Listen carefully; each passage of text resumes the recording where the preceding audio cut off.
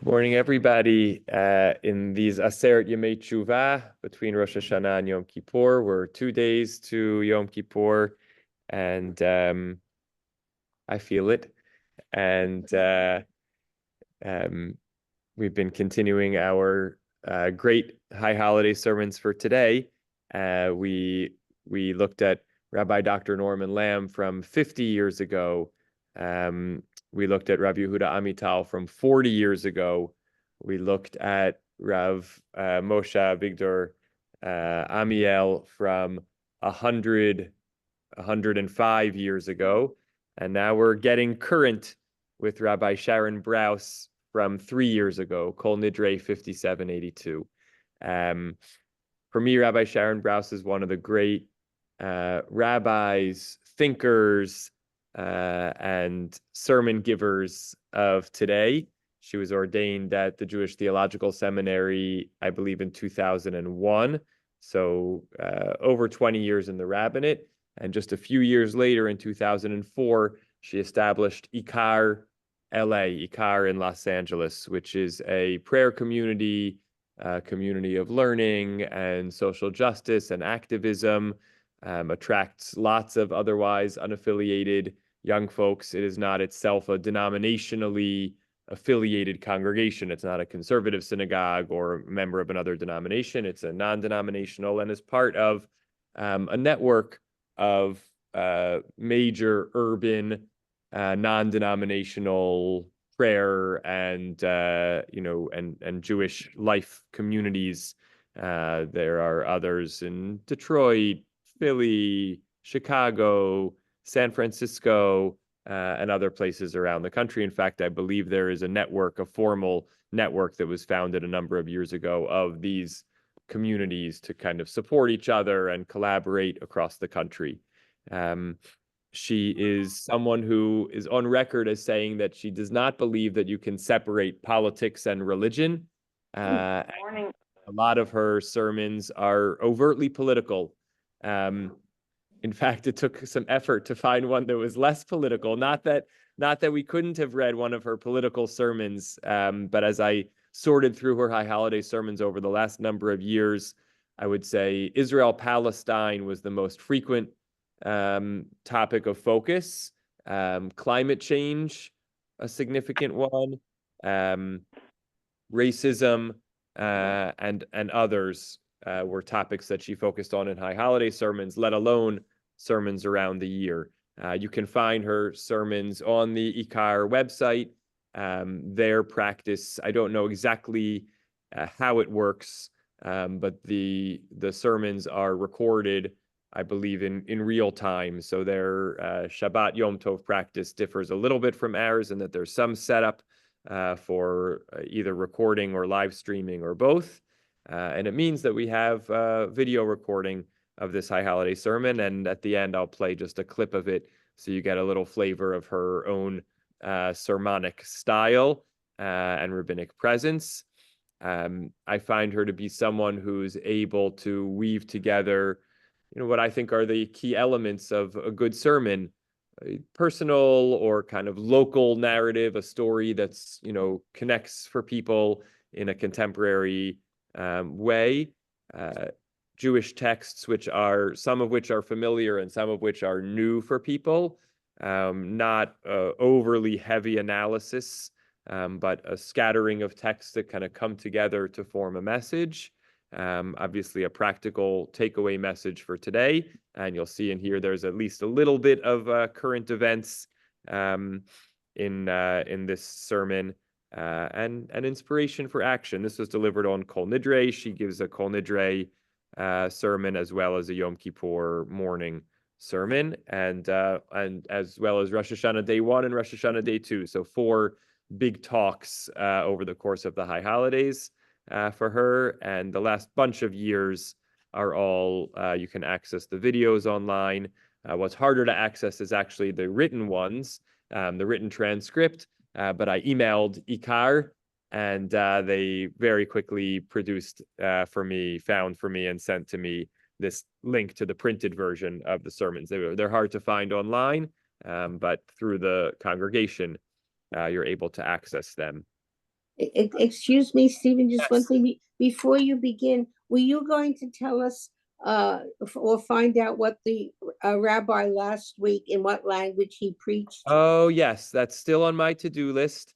I did start to read the intro to his book of sermons, and I didn't find there immediately an answer to the question. But my curiosity continues to be piqued about that, and I do intend to get to the bottom of that question. I'm going to make myself Thank you. a note to remind myself. Um, thank you. Ask a question, Rob Stephen, it's Judy. Hi, Judy. Yes, please. Yes, the question is, if somebody recorded something, a speech on Shabbat or Yom Tov, is it okay for us to listen to that? I know you said that in this case, they sent you the email version, but just in general, like in case this was only in case they didn't send you the email recorded version of the speech, would it be okay for us to listen to it? That's a great question. You might find different answers to that question. I believe that the answer is yes, even though what you're pointing out is that perhaps you are in some way deriving benefit from, if it was indeed Shabbat or yes, Yom Tov. exactly. If indeed it was the case, the conservative synagogue here in Riverdale has a static live stream setup. In other words, I don't believe that any button gets pressed on Shabbat or Yom Tov. I believe that what takes place is there's a constant video feed and audio feed into the sanctuary. Now, it's the case that if you wanted to tune in on Shabbat or Yom Tov to the services, the user would need to press a button.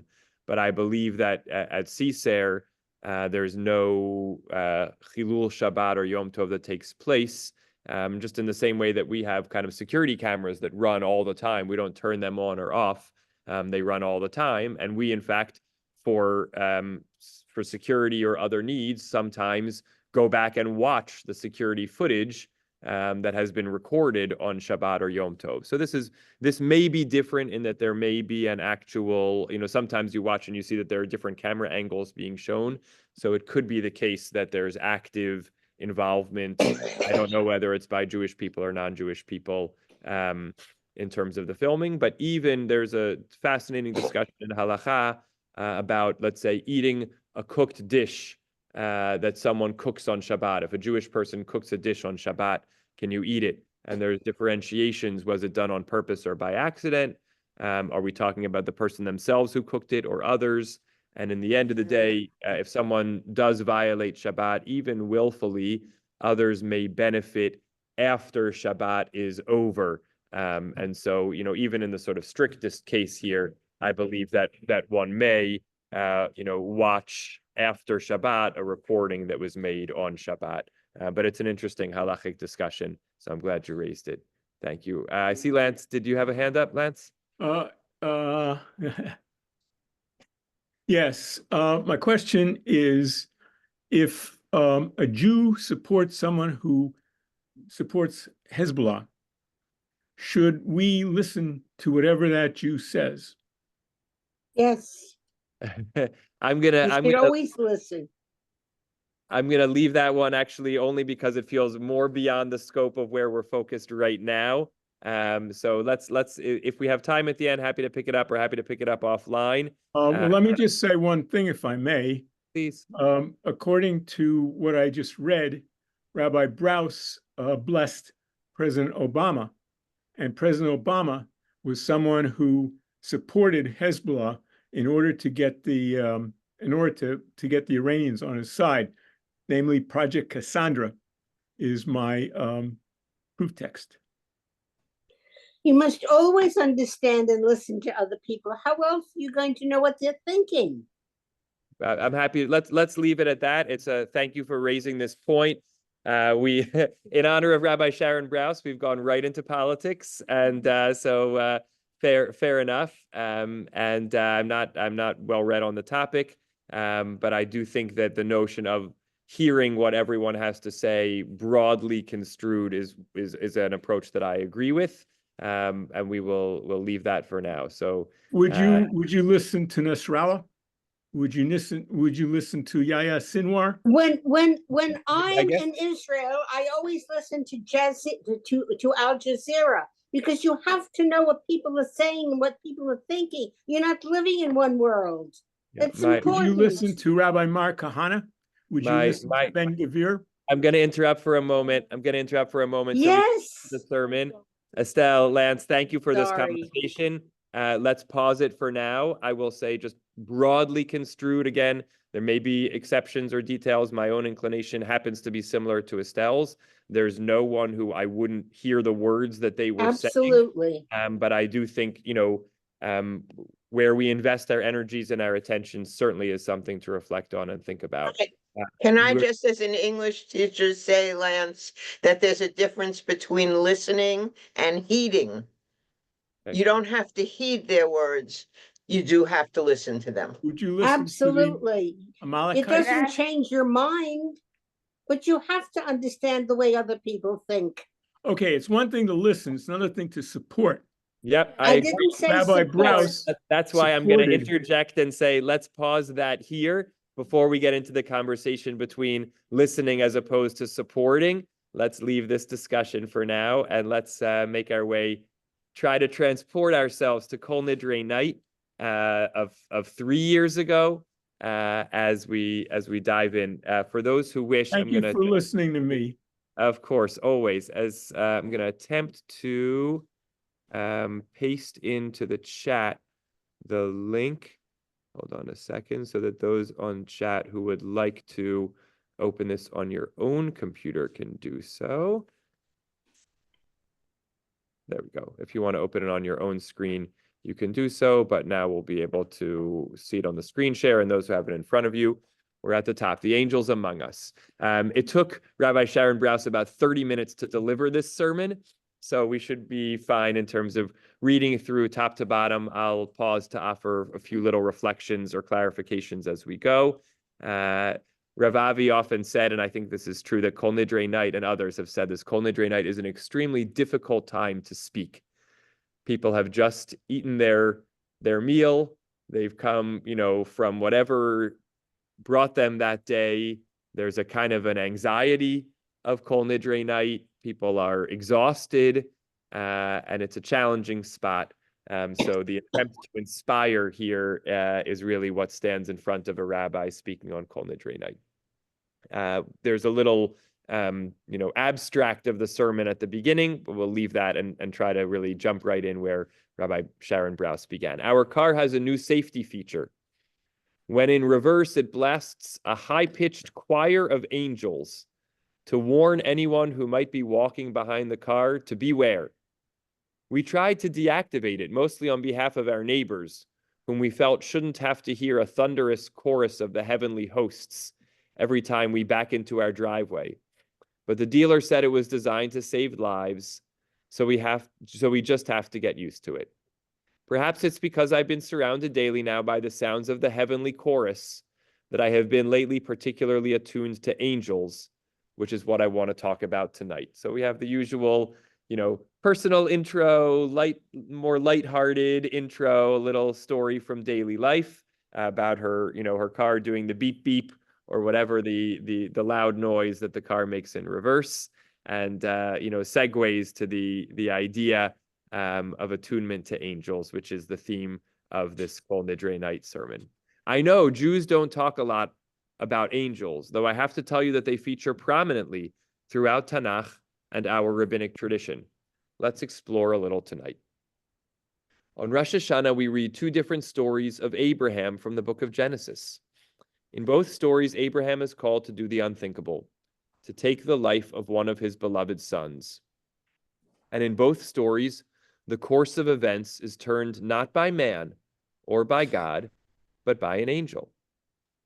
The first day of Rosh Hashanah, we read about Abraham banishing his son Ishmael and wife Hagar into the barren desert. Hagar quickly falls into despair, certain she and her son are about to die. She places the boy down, weeping, wailing, broken. It is Malach Elohim, an angel of God who appears before Hagar. Al tira'i, the angel says, don't be afraid. God has heard the boy's cries, and he will survive. Maybe you remember this from the first day Rosh Hashanah Torah service. Hagar's eyes are then opened, and miraculously, vatere be'er mayim, she sees a well of water just before her. Was the well placed there in that moment by divine fiat? Our rabbis suggest it had been there all along, but in Hagar's grief, she was unable to see it. Strengthened by the angel's presence and promise, she finds the will to see. This angel is a quiet, life-saving force, giving hope and strength to the anguished in her darkest moments. In the next Abraham narrative, right, what we read on the second day of Rosh Hashanah, the Akedah, the binding of Isaac, which we read the second day of Rosh Hashanah, an angel again figures prominently. Abraham stands atop the mountain poised to slaughter Isaac, his beloved son. And it's not God, but an angel that calls out to him. Vayikra elav malach Adonai min hashamayim vayomer Abraham, Abraham, vayomer hineni. Then an angel of the Lord called out to him from heaven, Abraham, Abraham, and he answered, here I am. Do not harm this child, the angel says. Many rabbinic commentators say that the repetition of Abraham's name is an indication of urgency. The angel needed to stop him before it's too late. But Rabbi Chia taught in Breshit Rabbah that it was actually an expression of love, as in, I love you too much to watch you do this terrible thing, to watch you hurt someone you love. This angel then comes to a person in his most desperate hour, lovingly holding him to a higher standard than even he has set for himself. Abraham looks up and sees a ram caught in the thicket, and it occurs to him that he can offer the ram to God as an offering in place of his son. It's an incredible act of chutzpah to give God a ram when God asks for a child. And yet the angel's love has awakened Abraham's imagination. Before, he thought there was no other way. Now he suddenly sees what's possible. By the way, it's worth noting here that she subtly adds her own interpretation here, right? When we read the story, we see, the Abraham's, stays his hand. Then it just says he lifts up his eyes and he sees, and he sees that there is a ram caught in the thicket, and he offers it in place of his son. She makes a beautiful point here, which is not obvious. Yes, the angel told him to stay his hand, but now he's kind of caught. God told him to offer up his son, and the angel told him not to. What's he actually supposed to do? The choice to offer a ram instead is not obvious. And she reads it as kind of inspired by the angel who has enabled Abraham to somehow think differently. That's her own, I think, gloss on the story. The idea that the angel awakens his imagination to see what's possible. These angels give Hagar and Abraham hope and help them find clarity. They awaken their moral imagination. In the Torah, angels are called malachim. So now we're transitioning in a sense we're going to go to a slightly broader perspective of angels, having begun by pointing out the angels that we heard about in the Torah service just a week earlier. And I think, the way she expands on angels that we're going to see is quite beautiful, but I think it kind of stands on its own, the idea of the angels that appear in the first 2 days of the Torah reading of Rosh Hashanah. It could be a Rosh Hashanah sermon on its own, but we'll see how it develops into a Yom Kippur sermon. In the Torah, angels are called malachim, messengers. It is said that each angel is sent on a specific mission, tasked with bringing a particular message to a particular person in a particular moment. So the three men who visit Abraham and Sarah in Genesis 18 are seen as three angels with three distinct messages. Raphael, the angel of healing, was sent to support and comfort Abraham after his circumcision. Michael, the protector and defender of Israel, came to tell Abraham and Sarah that they'd finally have a child. The mighty Gabriel, himself made of fire, came to overturn Sodom and Gomorrah. In perhaps the most well-known angel narrative in the Torah, Jacob, deeply vulnerable, prepares to reunite with his estranged brother. In the night, he is attacked by an angel in the form of a stranger. The two wrestle all night long. It is the most intense struggle of Jacob's life. But at the break of dawn, Jacob grabs hold of the angel and insists, I will not let you go until you bless me. The angel offers him a new name, a new identity, a new sense of self-understanding. You will no longer be called Jacob, but instead Yisrael, ki sarita im Elohim v'im anashim v'tuchal. One who has wrestled with God and man and survived. With this blessing, Jacob finds the will and strength to approach his brother in a spirit of reconciliation. I want to pause here just to notice a kind of rhetorical technique, which varies a little bit between the various sermons that we've read over this series. And that is, how much is text quoted? How much is it read in its original? And how much is it just sort of interwoven into a storytelling technique? So on those four, if I were to map them out, I would say that Rav Amital, speaking, of course, to a yeshiva population, does much more explicit naming sources and reading them. He'll say, and so it says in the Gemara in Brachot, and he'll read a long passage from the Gemara in Brachot. Obviously, he doesn't even need to translate. The whole thing is in Hebrew, right? But he'll quote a Gemara in Brachot at length, and then maybe he'll say, and Rashi comments there, right? There are chunks of text that are presented on their own as text, and you engage with them, and you analyze them, and then you distill a message. Rav Amiel does that maybe to a secondary degree, and Rabbi Norman Lamb also does it to some degree. Here with Rabbi Sharon Brous, there's the same amount of sources are cited, but they're cited in a much more integrated and less of a kind of a chunk of text on its own, right? So she says the three men who visit Abraham and Sarah in Genesis 18, but she never actually quotes the chapter and verse of Genesis 18. And then when she gets to the most well-known narrative in the Torah, angel narrative in the Torah that we just read, she narrates it in her own voice with little excerpts, and the excerpts are often first in English, and then you'll get a little punch, a little pull quote or a little highlight snippet in Hebrew, right? It's important to her as an educator of her community that people should hear Hebrew original, but only after she's laid it out and framed it and set the scene. And I think different rabbis, think about how to strike that balance, education versus inspiration, presenting text more directly or sort of mediating it and flowing it and weaving it. It's something I think about a lot, and we see slight variations on that model amongst the sermons that we've seen. Okay, these are all peak moments when the angel's presence is obvious, unmistakable. But there are other stories too, in which entire lives hinge on a person's far more subtle encounter with an angel. So subtle, you might even miss it if not paying careful attention.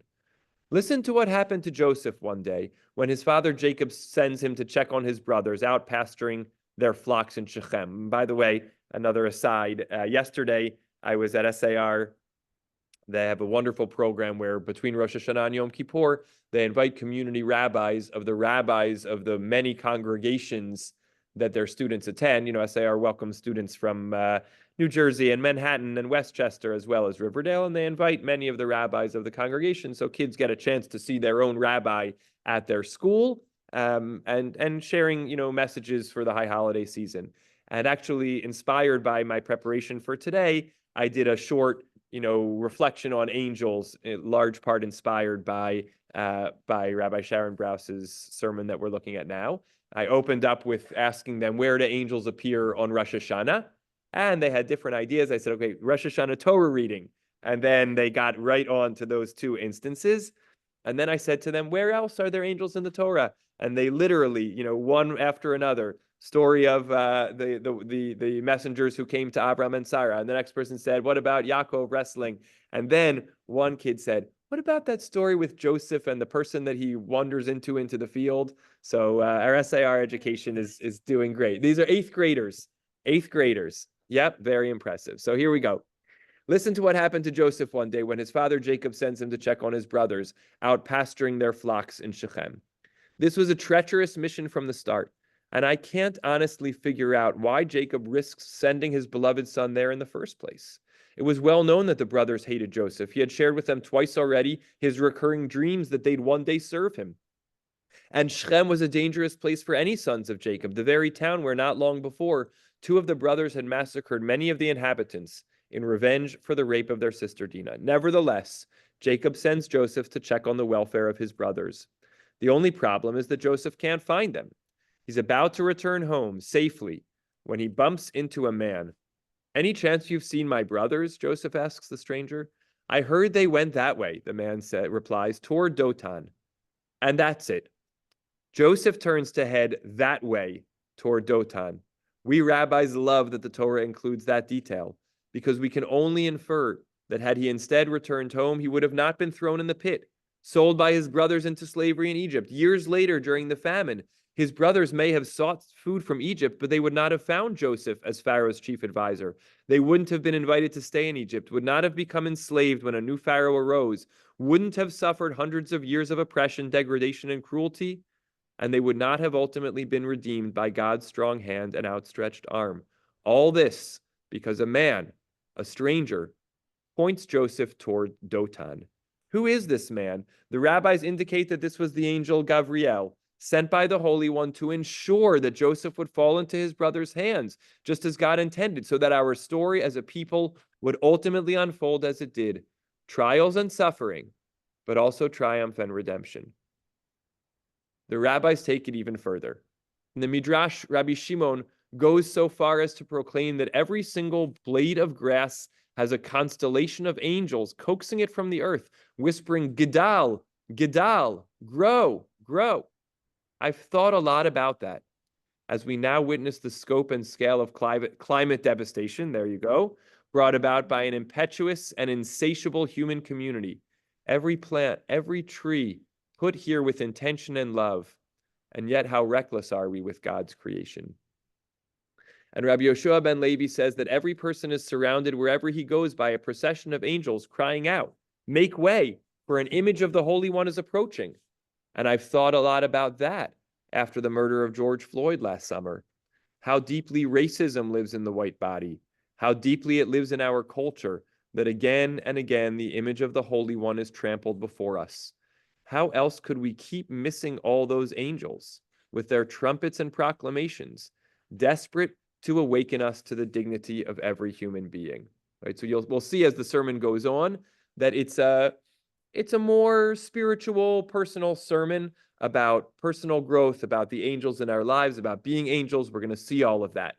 And I wonder if, as she wrote this sermon, kind of the order of things in her head, did she say, well, that's a great spiritual sermon, but I need a little politics. I need a little, social justice in here. So let me fit that in, or does it naturally flow? The arrangement of a sermon is its own sort of art. And sometimes it begins with one idea, and then you say, but I need to include some of something else, or sometimes it naturally flows with all of its different steps. So those are her little insertions. There are so many more angel stories and teachings we could tell tonight from the Torah, the prophets, and the rabbis. Angels are everywhere throughout our tradition, from sacred text to folklore to liturgy. I hope you're seeing the through line here. Angels appear, often in moments of great vulnerability and fear, to give us moral strength, clarity, and hope. They help us believe again. They challenge us to think creatively about what might be possible. They let us know that we are not alone. They offer protection, connection, inspiration. It's Kol Nidre, right? She actually has not even said that yet. If we go all the way up to the beginning, she started with our car has a new safety feature, then Rosh Hashanah, then angels in general, then the message of angels, her two little political moments, justice moments. So now she's got to circle back to set the scene. It's Kol Nidre. Why am I sharing this with you? Because tonight I want to ask you to consider two stirring possibilities. I want to, again, step out just to say, for me, the structure of this sermon is really beautiful. It really opens up. It opens up with a little personal narrative. Then it goes right into kind of Torah teaching, developing out an idea from biblical texts, from rabbinic texts. It has a little moment of message and teaching and charge. Then a pause, step back. What's going to be the big message? So there's sort of, you ask yourself, kind of, what's the relationship between the first half and the second half? In a way, she could just start right here with the teaching of angels, the message that she wants to deliver. But, a sermon is also, it's not just an important message, but it's got to be grounded in Torah text and teaching it in a rich Torah idea. And she's already developed that rich Torah idea. Now she's able to lead to the kind of going to the heart of it. I ask you to consider two stirring possibilities. First, that there are angels everywhere, not only back then, but now too. Even in this room tonight, there are those blessed souls who are tasked in this world with the holy work of transmitting sacred messages, of planting the seed of hope and possibility in the darkest moments, like Hagar's angel, of lovingly holding up a mirror and awakening us to the need to do better, to live in greater alignment with our values, to cherish the preciousness of life like Abraham's angel. There are those tasked with wrestling with us, giving us strength and clarity, perseverance and resilience, especially when we're most vulnerable. There are those whose sacred task it is to gently, subtly point us in the right direction so that our stories can unfold with grace, right? She's kind of gone through without naming all of them, the angels that she's mentioned already, Abraham's angel, Yaakov's angel, Yosef's angel. There are God's angels everywhere who are tasked, as the book of Psalms promises, lishmocha b'chol derachecha, to protect you wherever you go. I know you've encountered angels. The quiet whisper, the mysterious presence, the person who gave you a loan when you were desperate and then wouldn't let you repay it. The one who calls you every Friday for 3 years just to check in after your son tragically died on a Friday.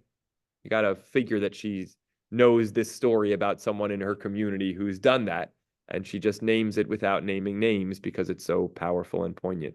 The one who sat with you in the darkness, not to cheer you up, just to be beside you.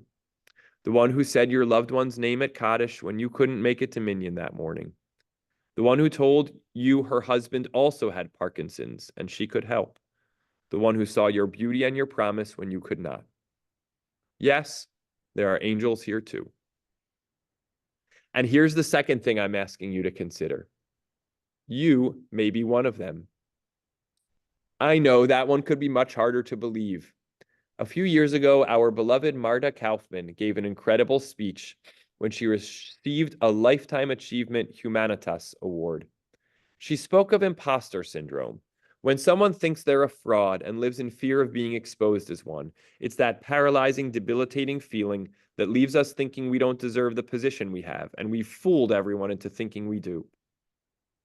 Marta asked folks to raise their hands if they'd ever experienced imposter syndrome. And in that room of brilliant, high-achieving TV and film writers, I was a +1, nearly every person raised their hands. It was right around this time that Andrew Solomon, psychology professor at Columbia University, wrote about the treacherous, quote, gap between public triumph and private despair, with the outer shell obscuring the real person, even to those with whom we have professed intimacy. We know that this gap can be not only painful, but deadly, meaning there are some people who suffer so deeply privately, and they are so successful publicly, and that gap can sometimes bring their own lives into danger. In Jewish parlance, imposter syndrome is the problem of Zusha. Zusha, it is said, though he was a great rabbi, was afraid to die because he was ashamed to stand before God in judgment, having failed to live as deeply and faithfully as Abraham or Moses. His Rebbe, Zusha's Rebbe, tells him that he's got it wrong. God won't ask you why you were not Abraham or Moses. God will only ask, were you Zusha? Becoming ourselves seems to be a spiritual imperative of the highest order, for our own sakes and for the sake of the world. Because our tradition insists that every person is unique, that the billions of humans alive on this planet, that of the billions of humans alive on this planet, there has never been, nor will there ever be, another just like you. And that, in the language of Rabbi Shlomo Wolbe, the great 20th century master of Musar, Jewish spiritual development, quote, I, with my unique combination of capabilities, born in this particular time and place, am called to what is undoubtedly a unique task before me. And all creation is waiting for me, because I can't trade my work, my avodah, with anyone else in the world. This is an incredibly daring theology. The idea that not only every angel, but every person is brought into this world with some higher purpose. In the language of the Solanim Rebbe, a shlichut elyona, a superior or upper worldly mission. Something only we can do. Yes, just like the angels. Each one on its own unique mission. Each one a messenger of the Holy One. By the way, just pausing here to say something again about the sources. Almost every paragraph has another source. Some of them are non-Jewish sources, psychologists, artists. But she told the Zusha story. That's a Hasidic story. And then she quoted Rabbi Shlomo Wolbe, a great Musar teacher of our time. And then she just, in a passing phrase, mentions the Salonimer Rebbe. And this is not, name dropping. This is an attempt to, while delivering her message, ground every point in Jewish texts and ideas and pique the curiosity and interest of the listeners who might say, wow, I'd like to learn a little more of Shlomo Wolbe, or I'd like to learn a little more of the Salonimer Rebbe. And that each idea has a Jewish root, a Jewish source. And you can imagine this being given by a motivational speaker without quoting, or needing to quote anything Jewish. Every point is a powerful point on its own, but it's all grounded in Jewish sources in the way she presents it. I only wish we could hear this. We inflict so much pain on ourselves. We don't believe that our voice will matter. We think someone else is better qualified. We're afraid, distracted, busy. Perhaps that's the work of Yom Kippur. Right now we're getting to the moment, the occasion, right? Because this angel's talk could be given anytime. Perhaps that's the work of Yom Kippur, peeling away the protective layers around the heart that keep us from seeing who we really are and who we're called to be, so that when the moment arises, we're ready to step up. There's a Mishnah in Midot that I have shared with you many times. By the way, it's another little point. Rabbis are not afraid to repeat their sources, right? Sometimes you have something you go back to and you bring it from time to time, right? I've shared this with you many times, but she's going to add a new twist on it this time. A text that years ago changed my understanding of love, human suffering, and the power of community. The Mishnah teaches that in temple times, thousands of people would approach the Temple Mount on pilgrimage, all entering the courtyard in one seamless mass, circling to the right around the perimeter. But someone suffering, the brokenhearted, the lonely, the grieving, the sick, mimisha era'o davar, someone to whom something awful happened, that person would enter through the same doorway, but circle in the opposite direction. Think of what this means when we're suffering, when our loved one hovers between life and death, when our lives are encased in darkness, when every instinct we have is to isolate because who would understand anyway? We are called to show up and then to walk against the grain. Now I'm going to play this part from her own voice. So let me see if hold on, I think to do it, I need to share my audio. So 1 second.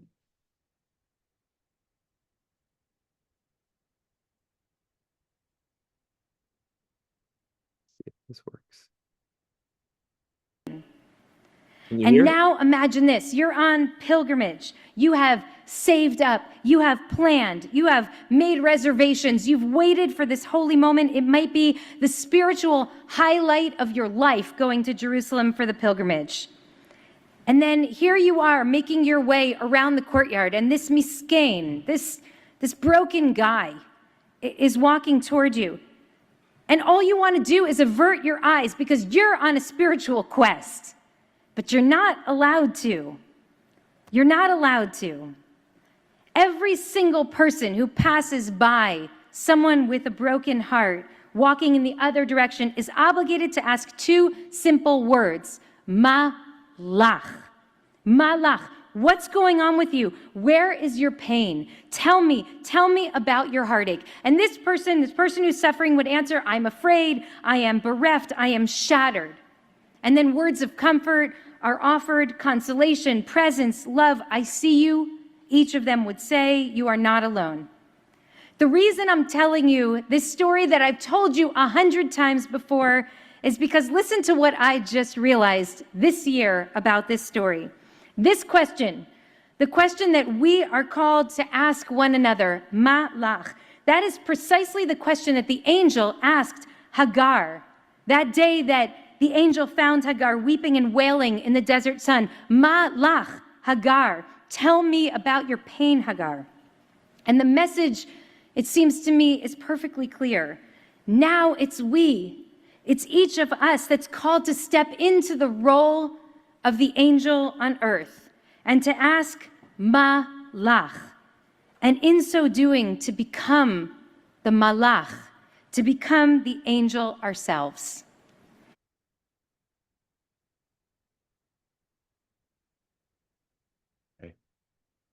We're not done the sermon yet.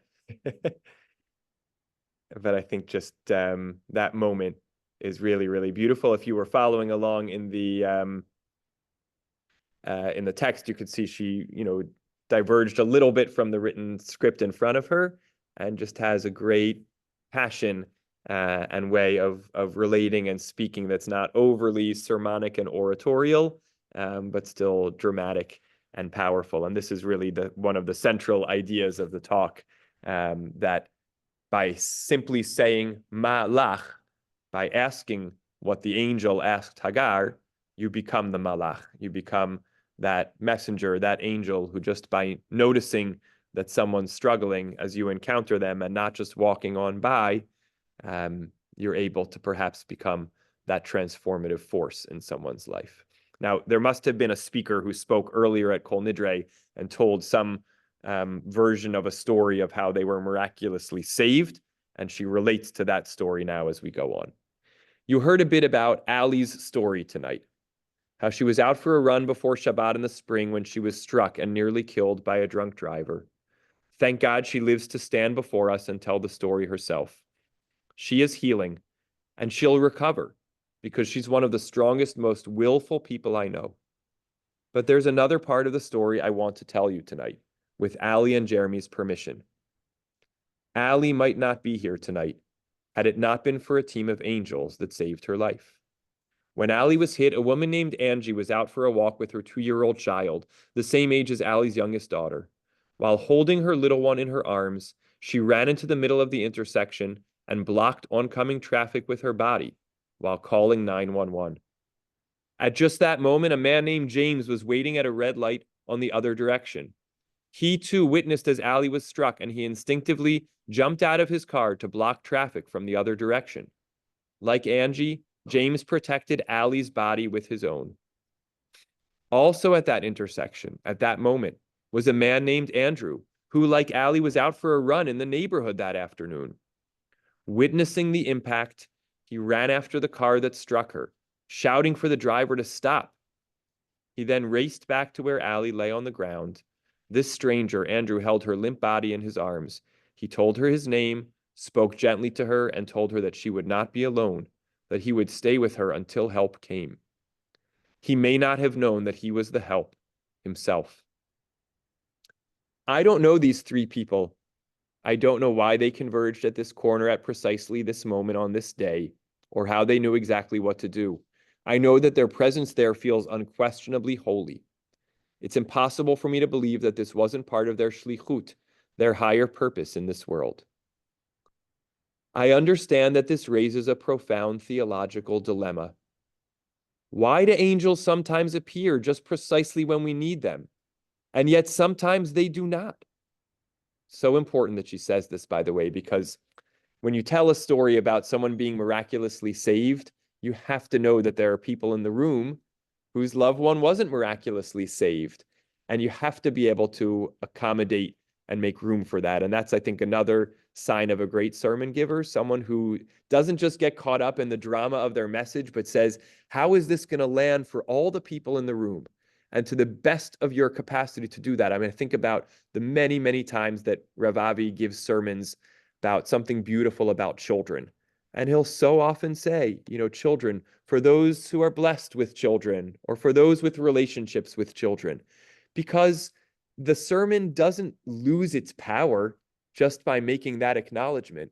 But for the people for whom, without that acknowledgement, the sermon becomes a point of pain, it's so worth it to add those caveats and those acknowledgments. It's an honesty and a truth that helps you become so much more relatable to your listener. And like I said, it doesn't diminish the message in my mind. It strengthens it. So she says, why do angels sometimes appear just precisely when we need them, and yet sometimes they do not? I thank God that Allie was saved. I don't know why other people we love were not. The only thing I can come to is that since we don't understand the inner workings of who is sent and when, all the more so we must make sure that we step forward when we are called, right? So she sort of turns this to a message, which is like, we don't have the answers to why some people have their angels show up and some people don't. The best thing we can do is try ourselves to be those angels whenever we can. If more of us did that, maybe more people would have angels arrive. It's a profound reframing in that moment.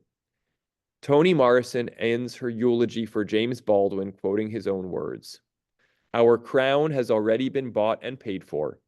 All we have to do is wear it. I get choked up. I'm asking us tonight to train our eyes in this time of so much suffering and such hard edges, to see the angels before us, and to know in our hearts that we too are called to wear our own crown, to be those ministering angels, Malachei HaSharet, messengers of the Holy One. May we learn this year how to see the broken heart, and rather than turn away, ask, Malach, tell me about your pain. May we attune our hearts to the call so that we step into the intersection just when we are needed. May we learn to wear our own crown, a crown of humility, of presence, of love, just like angels do. Gemar Chatima Tova and Shana Tova. Beautiful, a beautiful, beautiful drasha, a beautiful message, so richly grounded in Jewish tradition and sources, psychology and spirituality, beginning with a little personal anecdote, ending with something that must have been profoundly powerful for the community about something that impacted one of their own, circling around to acknowledge the theological complexities of this sort of angel message and offering a way to, incorporate and account for that theological complexity. And just a beautiful, dramatic message.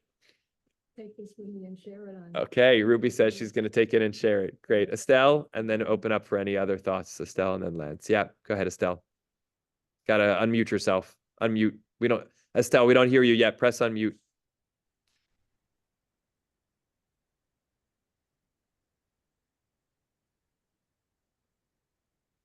Look for that little microphone button if you can see it. Los Angeles. Is it yes. okay? Nobody says Los Angeles, the city of angels or the place of angels. Beautiful. Yes, Estelle, go ahead. I'm sort of a little embarrassed because as you know, I couldn't possibly believe in angels or anything like that. But I was just thinking, it's very funny. As some of my colleagues know, and Ruby knows, and Ellen knows, 2 weeks ago, I was almost the product of a scam. I get this hysterical voice saying, Mom, I've been injured and I'm in jail, etc., etc. And I get this, and these scammers are so wonderful. And they say, now take it easy, take a pencil and paper. Your daughter is this is her case number and everything like that. And the whole idea, when you're emotionally involved, it gets to be a little bit much. So I said, but before anything, I want to speak to my daughter again. And just as I hung up, the phone rang, and it was Wilma. And I said, are you all right? I mean, and she says, yes, I'm just calling to tell you I'm on my way. And well, I'm saying, are you saying I just said, well, this was serendipity. Right. But an angel? I don't know. I really feel embarrassed. Let me just even mentioning it. Yes, first of all, thank you for sharing that story with us. And I think, I think it's a light touch here, I would say. I don't think that, I think in fact, right to your point, I think what Rabbi Sharon Brous is doing is sort of saying to us, there are angels all over our tradition, but are those angels winged, flapping creatures? No, look what they are. They're people who show up in a moment and they somehow notice you, step in, change the course. Those are angels. In fact, I think what she's doing is precisely attempting to turn the notion of angels into something which we can understand and relate to in our world today, given some people's a rationalist approach, which is so skeptical of the place of angels. She's attempting to humanize angels and angelify people, I guess is what I would say in a sense. So I think your comment is right on point. And she's really asking us to do two things: to notice and appreciate the angels around us and to challenge ourselves to be those angels. It's not as hard as you think. By the way, I would just say one thing that, as I thought about this drasha, when I sort of asked myself, would I give a drasha like this? And, how would it be similar or different? There's two comments. One, it happens to be that the font, such a trivial but funny thing, the font that this drasha is printed in, I don't know if this is the way she prints them for herself, is the same font that I happen to write in. It's Calibri, which is like the standard Microsoft Word font. So when I look at it, I sort of say, like, hey, this kind of looks like my own sermon. The Rabbi Lamb one was on a typewriter. The other two ones were printed in other kinds of printings, but I look at it, it sort of like looks like the same layout as my own sermons. But I was curious about the fact, actually, something that she omitted. I'm sure she gave thought and opted not to go in this direction because she wanted to focus more on the kind of biblical stories and the narratives, right? There's so many stories, biblical and otherwise, in this sermon. But of course, the other thing that's so relevant to Yom Kippur is the day on which we behave like angels. We don't eat and drink like angels. We wear our white clothes like angels. So I don't know if that was mentioned in some other part of the day, or she just sort of left that for people to surmise about on their own. If I had given a sermon like this, I probably would have at least tucked it in. It didn't have to be a lengthy section, but it might have said, on this day when in so many ways we emulate angels in our, ritual actions, the real charge is to become angels in our ethical actions, or something like that. It's just another little kernel. Lance, go ahead. Okay, number one, I think it's fascinating that the idea of a scam and an escape or a help has been just given to us magically. And it seems to me that it's not faith, it's the ability to see. But one of my questions is, what happens to Isaac after the Akedah? Mm-hmm. Yeah. Well, why don't you share how you're thinking about it? Well, my thinking about it, which I just thought about it recently, just in this class, is that Abraham really killed Isaac. Yeah. Really? Abraham went back with his guys, and Isaac went ahead with the Jewish religion. And you can read it two ways, right? There's an alternate universe in there. So if we see a coincidence, for example, you mentioned the font. Is that a coincidence that you mentioned the font? Or is it just a casual random connection that you made? From my perspective, it's what Larry Greenfield Laser calls a God wink. And a God wink is something that looks natural, but is actually a sign and wonder of God. And I just like to point out that you're familiar with Isaiah 45:7? Remind me which verse it is. Okay, it's Isaiah 45:7. Isaiah says, God creates all the good, God creates all the evil. Example, October 7th, 2023, God creates the evil. And a year later, God creates the plague of pagers. Miraculous. I can't explain it. I can't explain either one. Also, one final point, and that is what October 7th precedes October 7th, 2023 in Jewish history. Remind me. October 7th, 1944. Why is that important? Because that's the day the Sonder commandos launched their revolt against the Nazis. And the revolt failed, and hundreds of Sonder commandos were killed, and there were women that helped carry the gunpowder, because the Sonder commandos did accomplish the destruction of Crematorium 4. And the Nazis went nuts. They really went nuts. And at the end of the story, Rosa Robota is about to be hanged. I don't know if this is true or not, but Rosa Robota is about to be hanged. And what does she say? Be strong, revenge. Okay. And a final note, the days of Jews as victims is over. In the state of Israel today, we defend ourselves. Who said that? Tell me. Prime Minister Bibi Netanyahu. Okay. Thank you. A lot to reflect on about coincidences and serendipity and how we think about it. And yes, the questions around creation of evil and God's role, of course, are massive and enormous and important questions. Yeah. Yeah.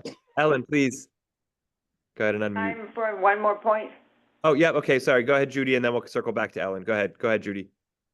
First of all, the what's it called, onomatopoeia, the sameness of the sound of words malach and malach is just Yes. very, very poignant. Yes. That's Yes. one thing. Second one, what about in the story of the Exodus, Yetziat Mitzrayim, when Hashem says, Ani v'lo malach? That's like the counterpoint. Right. And my third point is, before we go to sleep, we end, the day saying Hamalach HaGoel.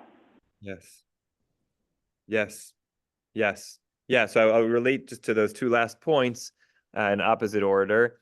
Yeah, angels do feature in our liturgy, and there are many more. And also on Yom Kippur, there's some special passages about angels. They're certainly very, very present. And again, I think her movement is not to deny that, but to try to give us something practical to us about how to be more like angels. But I think that's very interesting. And yes, it's interesting what you point out about the ani velo malach, the idea of, when God decides to do something, God's own self, and not leave it to angels, because one of the criticisms, quote unquote, or questions about the Akedah, about the binding of Isaac's story, is God's the one who commands Abraham to bind and, sacrifice Isaac. However, we understand exactly what that command was. But then the command to stay his hand comes from a malach. Why is it that God doesn't speak in God's own voice to cancel the original order? Right. Right, a higher standard than listening to God. Yes, interesting. Yeah, so just interesting, the dynamic relationship between, right, we're talking about the relationship between people and angels, but you're raising also that question of the dynamic relationship between God and angels. Great. Ellen, go ahead. I think, though, that it is the evolution of angels, because when you said that, yes, it was an angel who showed Abraham, who stayed Abraham's hand, in the end, the angel says, you have shown me, speaking as God, that you were willing to sacrifice your only son. And when Jacob wrestles with this angel, in the end, he's called Israel, a person who wrestles with God, not who wrestles.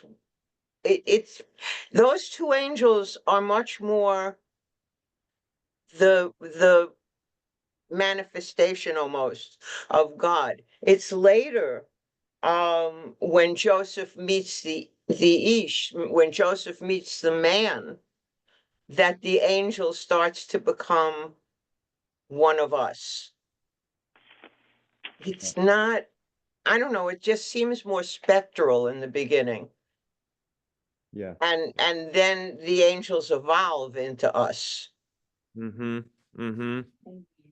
Right, and we into angels. Yeah, really nice thoughts and interesting reading of the biblical text. Yeah, I mean, it's, again, and I would say that this is also another indication of a great sermon that gets you thinking, right? It doesn't sort of end at the last line. Yes, the last line is the oomph and the inspiration and the charge and the challenge, but there's a lot of ideas in there that spark more thought and exploration. Yeah, Mama Toby.